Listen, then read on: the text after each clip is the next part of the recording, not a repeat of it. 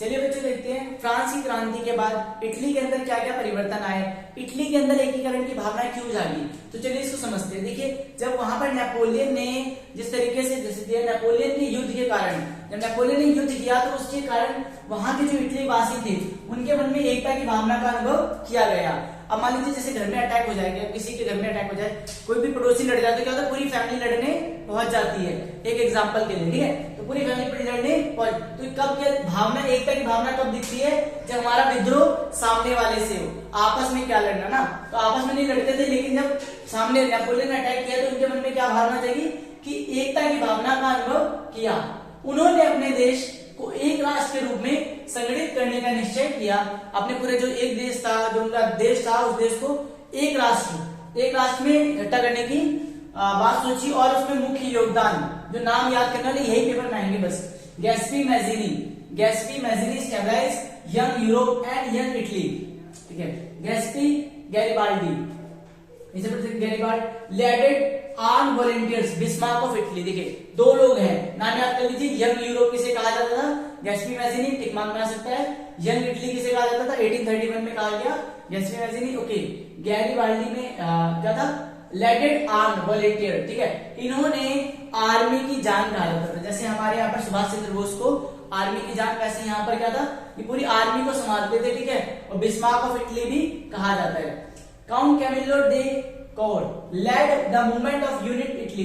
इन्होंने, जो count Camillo थे, इन्होंने भी क्या किया, इटली के लोगों को एक साथ लाने में जो मुख्य योगदान था वो भी था, प्लस ये पीएम के रूप में उभर के सामने आए। बिकम किंग ऑफ इटली 1861, और क्या बने, एक इटली के किंग बने। इटली के एकीकरण की तलवार गैरिबाल्डी को कहा जाता था। अब हिंदी में देखिए और इंग्लिश में मीन्स क्या है कि अगर देखिए गैरिबाल्डी के बारे में पढ़े हम, तो गैरिबाल्डी जो थे वो ओवरऑल, जो गैरिबाल्डी ओवरऑल कह सकते हैं, इन्होंने बहुत लंबे समय तक युद्ध किया, बहुत सारे जो आर्म फोर्स थी उनको संभाला, ठीक है।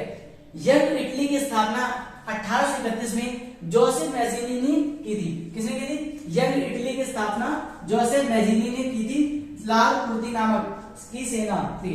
ये भी समझिए किसने की थी स्थापना, याद करिए, जोसेफ मैज़िनी ने की थी।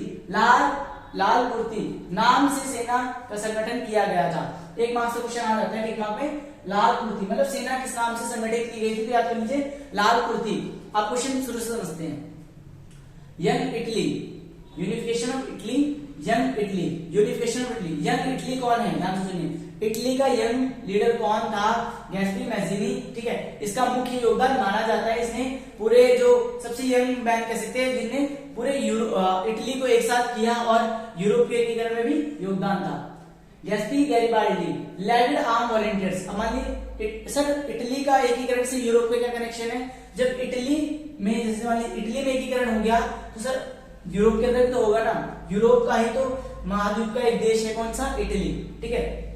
अब गैरिबाल्डी का दिया हुआ है, क्या बोलते हैं, तलवार कहा जाता था। तलवार का मतलब, अब बच्चे सोचेंगे तलवार ही लिख के आने का, नहीं, तलवार का मतलब शक्ति कह सकते हो आप, एक दूसरा नाम दे सकते हो। जैसे वो पूरे वहां के संगठित कर रखा था उन लोगों को, लड़ने के काम आते, लड़ने के लिए सिखाना या मोटिवेट करना या उनको बताना किस तरीके से हमें आगे कार्य करना है, उसके लिए माना गया किसको, गैरिबाल्डी को। तलवारी वर्ड नहीं, उसको समझिए। काउंट कैमिलो देखिए, लेड मूवमेंट यूनिट इटली, ये पीएम के रूप में उभर के सामने आए।